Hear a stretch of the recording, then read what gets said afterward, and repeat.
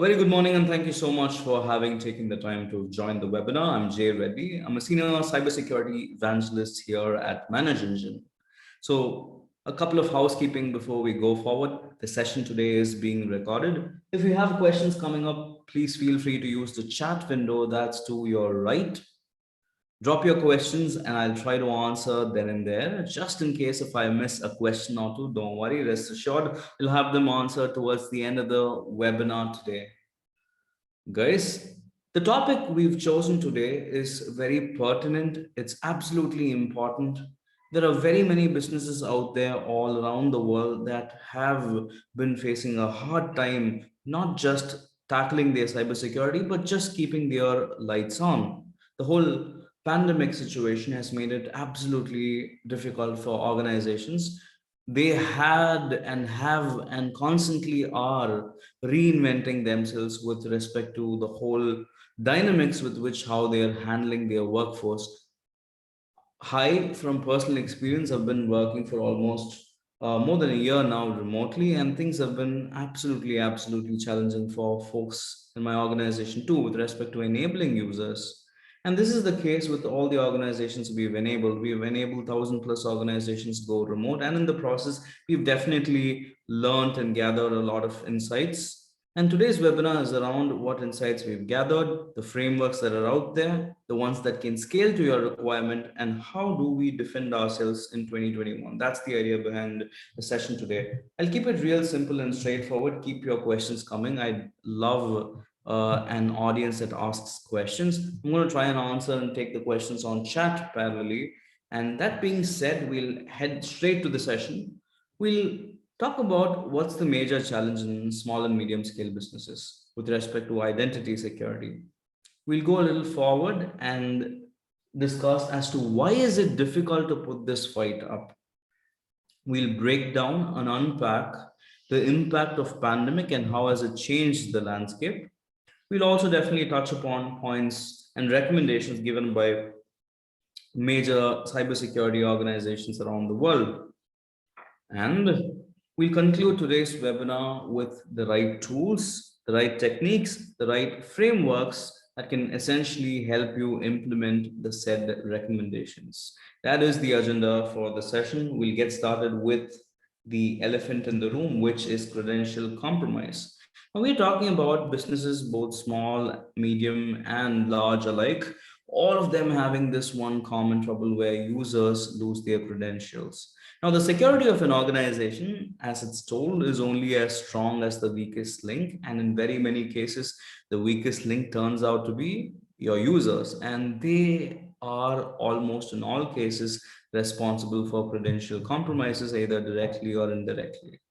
Now, you can't just blame your users through and through. There's also the whole remote working situation where your users are required to remember very many credentials, new applications that they use day in, day out to collaborate and whatnot. And on top of it, they are also now given the provision to bring their own social identities. Very many collaboration applications support social identities, and users tend to use same passwords, same accounts.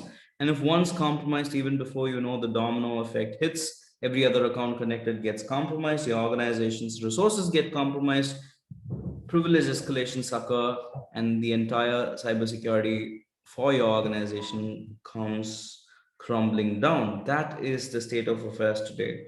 80% of these breaches as we speak are solely caused due to stolen credentials or ones that are lost. Attackers are on a constant lookout. It's become far more easy for them to target users working from home.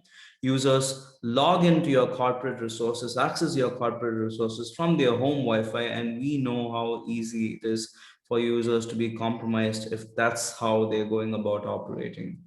52% of these attacks throughout the year were targeted in small and medium businesses. In fact, I absolutely understand the struggle folks from IT in small and medium scale businesses go through.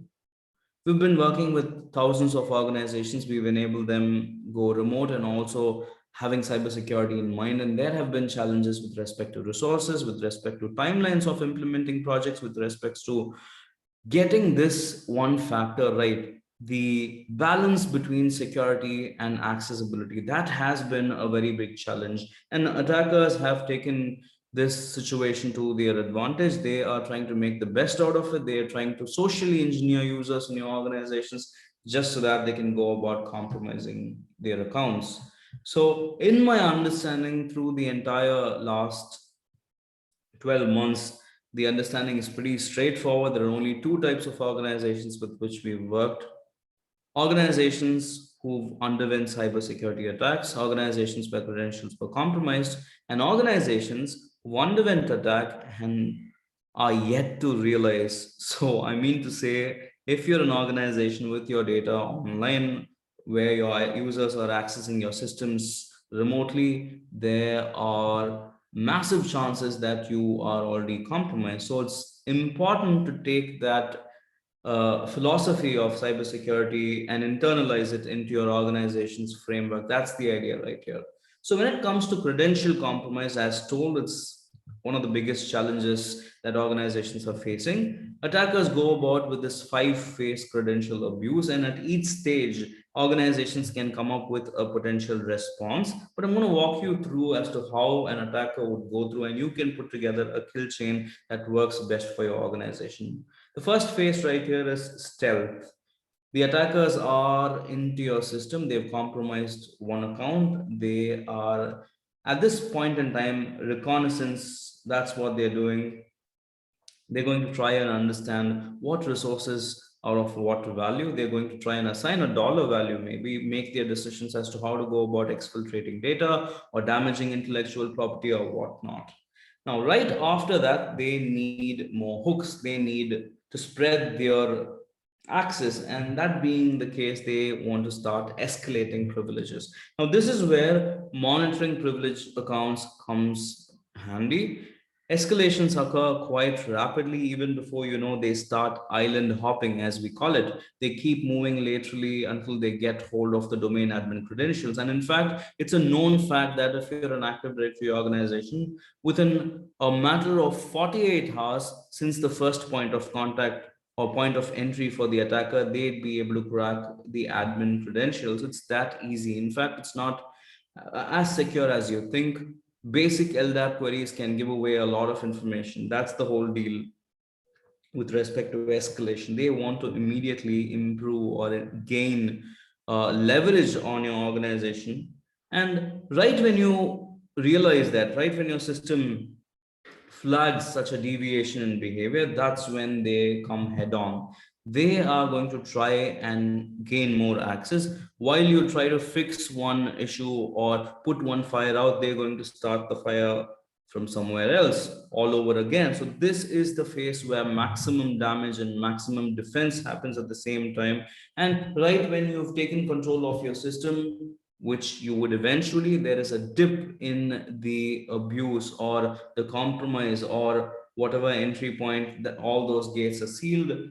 But still, attackers do manage to have a few backdoors so that they can come back, the revival phase. So when it comes to credential abuse, it is to be noted that once credentials for your users in your organizations are lost, they're lost forever. No matter how hard you try to replace them, there's going to be some touch point or some entry point that the attackers are going to leave or create for themselves so that they can revisit. That's the idea. So at different stages, you can adopt different means. When it's stealth, your SIM solutions can really take a note of deviation in behavior. It could be the log on hours of the day. It could be the location from where they're logging in. If it's escalation, your privileged user monitoring can let you know that. If it's an onslaught, you can immediately get to action and start resetting passwords or committing an organization wide password reset. Basic things to start with.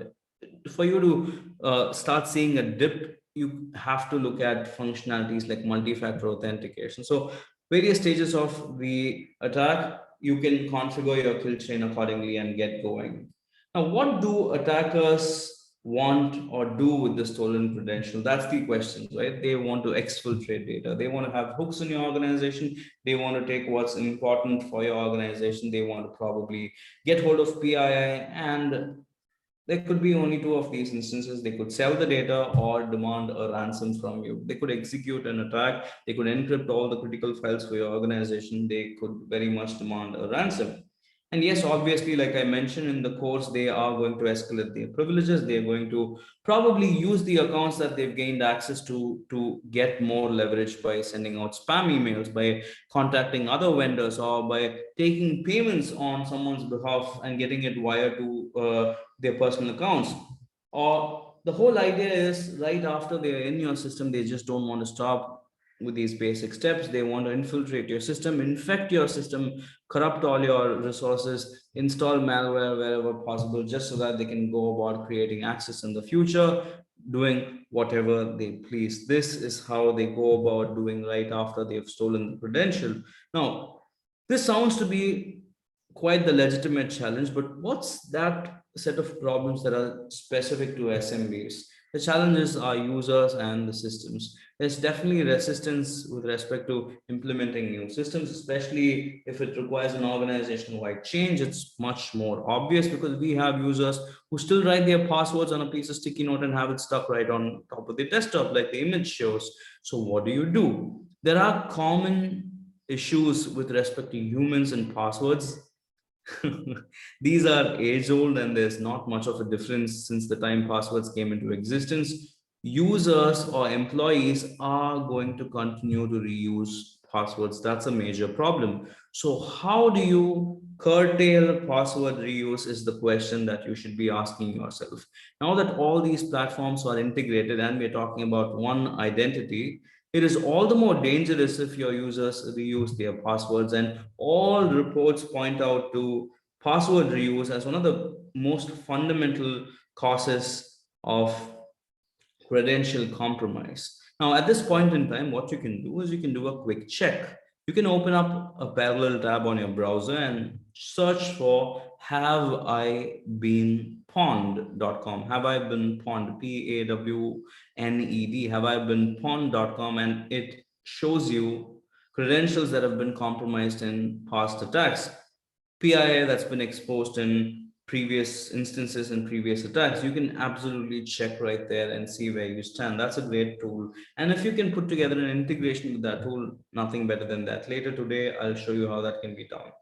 Now, we're talking about why SMBs struggle putting up a fight with these attackers. The obvious question right here that we need to answer is, are users educated well enough to not reuse credentials? The obvious answer is no matter how educated they are still going to reuse credentials if given the chance. They undergo what's called password fatigue. They are required to remember very many passwords, so they will tend to choose the easiest way out and eventually handing out a lot more than what they think to the attackers. We've had this famous instance where Dropbox employees reused a password and 60 plus million users' passwords got stolen, got breached, got handed out to the attackers. This is the case. Even today, as we speak, there are a lot of data thefts that are happening just because passwords are reused and credentials get compromised eventually. This is the first problem that we need to tackle. Now, as we go forward, there's this instance of fatigue that we want to address, and how do we make them immune to it?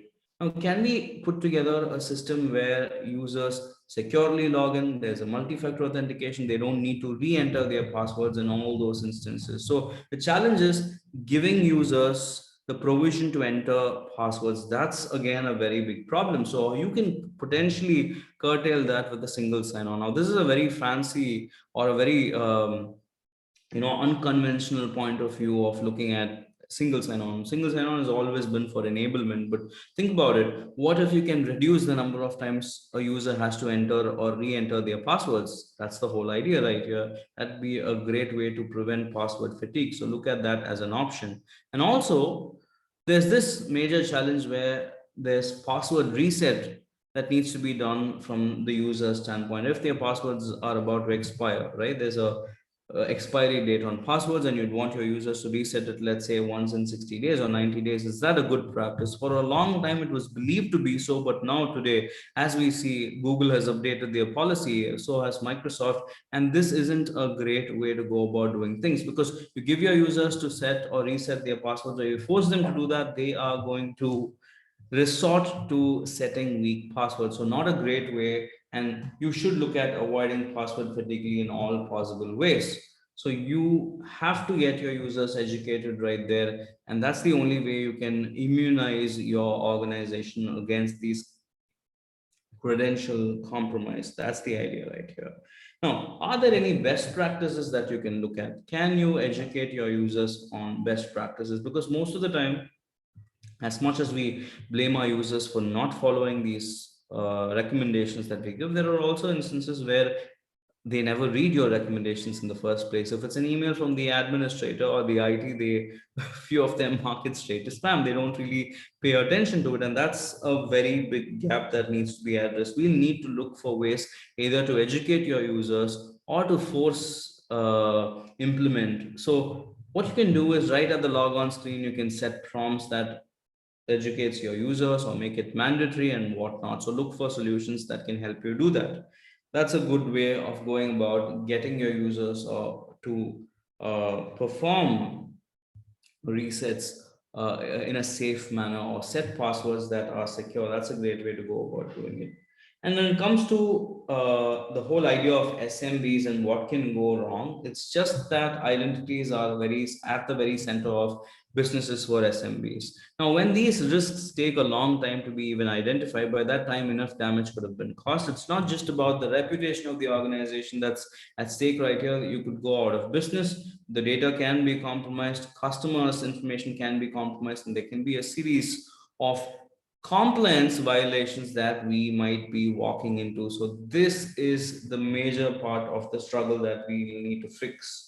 And yes, when it comes to medium scale businesses, there's always this problem of finance right there. We don't get budget approvals. We'll have to work within a set deadline. We do not have so many people, or we only have that many people or personnel who can work on these projects. So these are obvious day-to-day concerns that SMBs have, and this worsens the whole state of affairs with identity security. And on top of it, the pandemic has made it all the more worse, because all that the attackers are doing is taking advantage of the situation, trying to compromise users. There are mergers and acquisitions that are happening. A attacker is waiting out there to look for that one weak spot, right? This is what attackers do. So they identify their prime targets and pursue these prime targets through any one of these factors, maybe some flaw or vulnerability in a patch. Maybe an endpoint isn't as secure as it's supposed to be. Maybe a browser add-on that they install and slightly exfiltrate data. Maybe whatever touch point they are going to try and get into your organization. And detecting such an intrusion is becoming all the more difficult, because the behavior of a remote user and that of an attacker tends to be more or less the same. Why would I say this? A remote user works all across the day. They have the flexibility to work in non-business hours. So does an attacker, right? Remote users do not log in from within the corporate network. They log in from their home networks from a different geography. So does the attacker. So there are very many instances where remote users also bring their own devices which aren't already tagged or mapped to the system. This is again the profile of that of an attacker. So it's becoming absolutely difficult, and there are very many reasons that contribute to increasing cybersecurity threats. You need to be able to be in a position to address it, and there are recommendations that are given out by agencies all around the world. A few agencies that have given out the recommendation include the Federal Communications Commission, the NCS, which is the National Cyber Security Center from the UK. And in Canada, we've got the Canadian Center for Cybersecurity. In Australia, we've got the Signals Directorate, in Australia Cybersecurity Center. So very many organizations giving out recommendations. In the last 1 year, you must have seen even FBI, the Department of Homeland Security, CISA come out with recommendations, and all these agencies. I'm just going to have them listed right here for the sake of your information. Maybe when you grab the slide deck, you can go through them. Organizations around the world that are setting standards for how identity security has to be handled. That's the idea right here. So, after having gone through all of this, if I were to put together a framework that kind of encompasses critical points stated by all these agencies, this is how it looks. There are only four major aspects that you need to cover when it comes to cybersecurity and SMBs. First and foremost one is authentication, where you validate access, where you ensure that the users who they claim to be, where you make policies stringent and stop an attack even before the attacker can creep in. That's the idea right here. When it comes to access management, it's a continuous process, it's a day-to-day process. There has to be periodic checkups happening with respect to access management. There has to be a provision to audit and keep a trail of who's accessing what, who's making what requests, and that can save a lot of trouble. Again, like I said, auditing is going to give you insights into deviations and help you point out where it could have gone wrong. And backups, just in case if all else fails, will come handy in restoring your systems, ensuring business continuity. So, for improving your identity security, these are the recommendations. These are very straightforward. From an authentication standpoint, let me get a little or unpack authentication a little for you. So we're talking about strong password policies that need to be set. The obvious answer: users must not be allowed to set passwords like password at 123. That's a problem that you need to tackle. And you should fundamentally look at enabling MFA. This isn't 2010. We are talking about multiple applications that users use day in day out. They tend to use the same credential across applications, and MFA is a great way to verify if their credentials aren't compromised, and set factors that are possession based rather than knowledge based, because users tend to write down if it's a knowledge piece of information, maybe answers to security questions, those can be easily guessed. But if it's a possession factor, chances of it going wrong are very less. So look out for options that can or tools that can help you enable MFA right there. And yes, default passwords obviously need to be changed. That's a must do. With respect to access management, we are talking about providing easy access to users. That's priority absolutely while working remotely. You don't want business to be hindered, but at the same time, can you look into escalations of privileges? Is someone abusing the access that they have, and can you be notified when something of that sort happens? That's the question that we should take right here. And when it comes to auditing, you need immediate response, right? When your system detects and audits and reports on a malintended action, you need to be having a solution that can immediately respond to that threat. That's the idea right here. With respect to backups, I have a favorite rule called the 3-2-1 backup rule, where you make 3 copies of your data, where you store 2 of them in different physical formats and one of them in a different geography altogether. If all else fails, you'll have the last one to really help you. That's how the 3-2-1 rule works. And when you go about doing this, you will have to back up every possible thing that is important, not just the data, but also configurations, network settings, and whatnot. And it has to be in a format where you can look back, unpack, decode, interpret. That's the idea how you go about doing backup. So you need to be in the know, and you need to be able to do it from very many solutions from a single platform when it comes to backup and recovery. So I'm going to break down and unpack how to achieve these recommendations that I just gave you. The easiest way to do it is to enable self-service for your users, make them stakeholders in your cybersecurity endeavor. The whole idea is make it absolutely easy for them that they don't need to think. So right where they'll forget their passwords, right where they'll want to reset their passwords, most of the time turns out to be the log on screen. If you can get clear information communicated there, it saves so much trouble. So not just that, as you go forward, if you want your users from stopping or stop your users from using old passwords or similar combinations, you can very much restrict repetition like that. You can restrict specific characters. You can restrict patterns that are specific to your organization, or something like a keyboard waltz 1 2 3 4 QWERTY QWERTY, or restrict how long or short it has to be. And you can set custom password policies that will essentially ensure users end up setting stronger policies than before. And in the process, you can improve the overall complexity with increasing in password length. This usually is referred to as passphrasing, where the passwords are long ones that are difficult to guess, and the entropy of such passwords is very difficult to crack through. That's the idea right here. And if you want to like stop users from using dictionary words to prevent dictionary attacks, you can very much do that. You can import one of the dictionaries available online, or we have a very updated dictionary. You can very much request, and I can drop you a message with the dictionary file, and you can stop your users from using dictionary words. That's an easy use case achieved then and there. So through and through, we will need to gear up to be proactive against these attackers. They are finding new ways to creep into your system, and we'll need to be able to find new ways to defend our system. One such thing is to do password policy enforcement or enhancement. Now that's done, MFA again is the next point that I want to cover. Strong policies can be done like this. I've got the entire list of recommendations right here and how you can go about doing them. You can look at them when I send you the slide deck. I'll explain to you how it works. You can look at the granularity, at it granularly when you get hold of the slide deck. And when it comes to MFA, yes, the solution offered by Manage Engine has extensive support for physical devices, for authentication done with biometrics such as Face ID and Touch ID, and it can kind of safeguard your application access too. At multiple levels, MFA steps in and can help your organization use MFA at scale. That's the idea right here. Your users can self-serve themselves. They can do all of this while you have an assurance that this is all done with that additional layer of security. And when you go about implementing SSO, this does save a truckload of time for both your users and for administrators, because both from an auditing standpoint, you know which users are using what applications. If someone's just holding applications, you can essentially negate them from using that application. If you'd want to restrict access for a specific application to a specific set of users, you can have it delegated based on OUs, based on groups.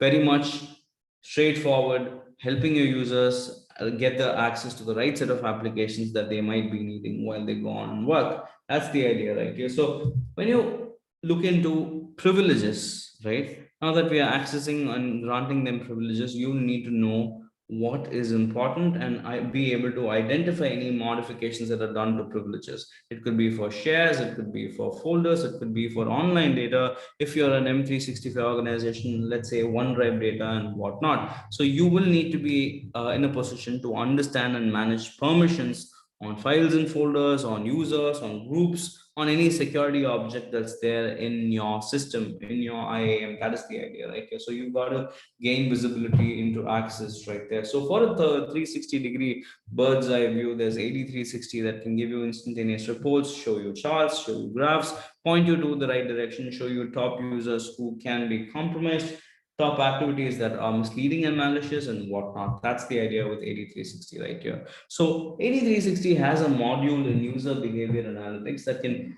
essentially understand past behavior, draw baselines of normal behavior for users, and when there are deviations, the algorithm learns such a deviation, and not just that, but points it out to the administrator saying that there was a deviation and number of accesses, number of failures, the time of the day, the device from where they are accessing, and very many such metrics get taken into account to calculate the risk score for these users. And when there's a deviation, the system steps in and kicks out the user. So you can absolutely do that. One classic example is right after an attacker tries elevating their privileges, they're going to be using those elevated accounts to access certain critical resources. And those would be first time accesses that are not done by a non-administrator user. So that is a classic case where UBA can help solve the problem. User behavior analytics. That's what you should be looking for. And a couple of use cases right here from a UBA standpoint. It can help you detect unusual logon activity happening in your system.